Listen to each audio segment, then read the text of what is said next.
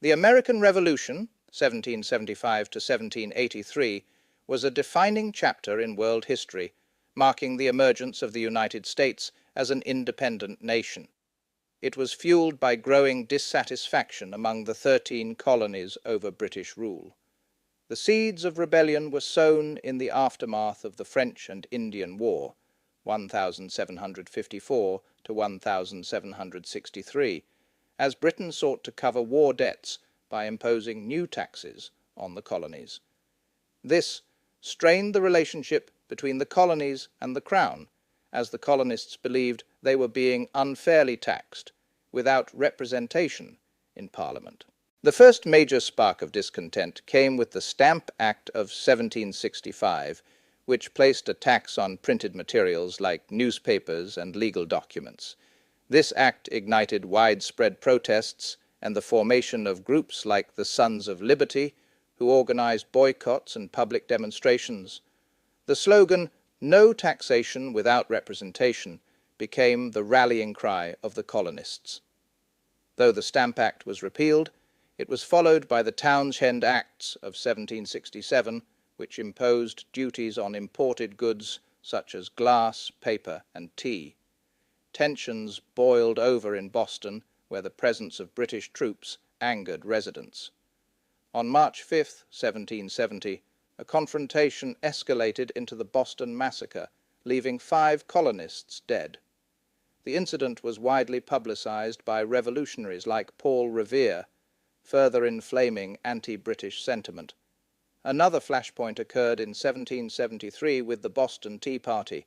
In defiance of the Tea Act, colonists disguised as Mohawk Indians boarded British ships and dumped 342 chests of tea into Boston Harbor. This act of rebellion prompted the British government to pass the Intolerable Acts in 1774, which closed Boston Harbor and placed Massachusetts under direct royal control. The colonies began to organize themselves against British authority. In 1774, the First Continental Congress met in Philadelphia, uniting delegates from 12 of the 13 colonies to discuss grievances and coordinate resistance. When their petitions were ignored, tensions turned into armed conflict. On April 19, 1775, the first shots of the Revolution were fired at the battles of Lexington and Concord in Massachusetts.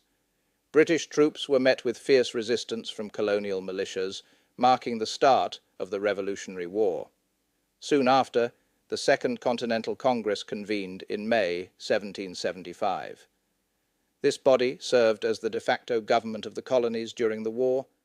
It appointed George Washington, a veteran of the French and Indian War, as commander-in-chief of the newly formed Continental Army. Meanwhile, on the battlefield, the colonists fought bravely at the Battle of Bunker Hill in June 1775. Although technically a British victory, the heavy losses they suffered proved that the colonial militias could stand up to one of the most powerful armies in the world. The war for independence was not only fought with muskets, but also with ideas. In 1776, revolutionary sentiment reached its peak. On July 4, 1776, the Declaration of Independence was adopted. Written primarily by Thomas Jefferson, the Declaration proclaimed the colonies' separation from Britain and laid out principles of equality and liberty. It stated that all men are created equal, and that governments derive their power from the consent of the governed. This declaration was not merely a statement of rebellion, but a bold assertion of human rights. However, independence was far from guaranteed. The Continental Army faced severe challenges, including limited supplies, lack of training, and a powerful adversary in the British Army, which was bolstered by German mercenaries known as Hessians. Despite early setbacks, the colonists found hope in key victories. One of the most significant was the Battle of Saratoga in 1777. American forces, led by General Horatio Gates and Benedict Arnold, defeated a major British army, convincing France to join the war as an ally. French support proved invaluable, providing troops, supplies, and naval power. The winter of 1777 to 1778 at Valley Forge was one of the darkest times for the Continental Army. Soldiers endured freezing temperatures, disease, and starvation.